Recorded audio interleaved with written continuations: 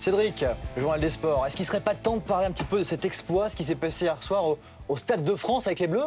Oui, 4-0 face aux Pays-Bas. 3 mois après la finale du mondial perdue au Qatar, on retrouve le sourire. Premier match pour l'équipe de France. Une rentrée idéale face à des Néerlandais diminués dès la deuxième minute de jeu. Capitaine Mbappé sert Griezmann, l'homme aux cheveux roses, qui ouvre le score 1-0, puis 2-0 grâce à cet homme ou pas Mécano. Et puis on retrouve l'inévitable Mbappé, buteur cette fois pour le 3-0. L'attaquant parisien s'offre même un doublé en fin de match. Score final 4-0, donc un vrai festival. Les Bleus lancent parfaitement leur campagne de qualification pour l'Euro 2024. L'objectif, ce sera de terminer dans les 2 premiers de ce groupe B pour être présent en Allemagne dans 15 mois.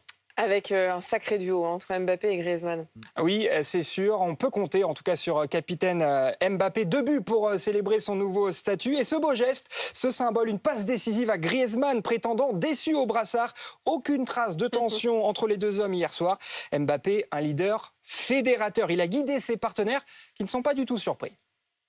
Avec ou sans brassard, il a pas changé. C'est toujours le même. Après, voilà, il marque tout le temps. Moi, ça me surprend plus, vu qu'il marque tout le temps. Donc voilà, mais le plus important, c'est qu'il n'ait pas changé avec ou sans brassard.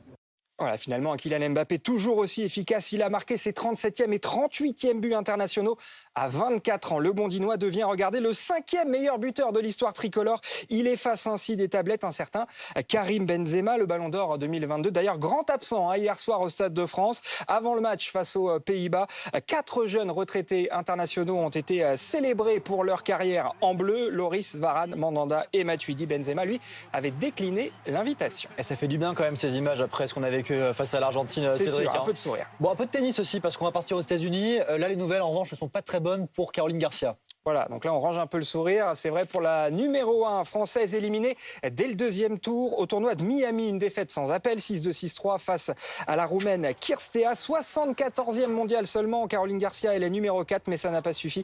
La Lyonnaise vit décidément une année 2023 compliquée avant le début de la saison sur terre battue. Merci Cédric, à tout à l'heure. À tout à l'heure.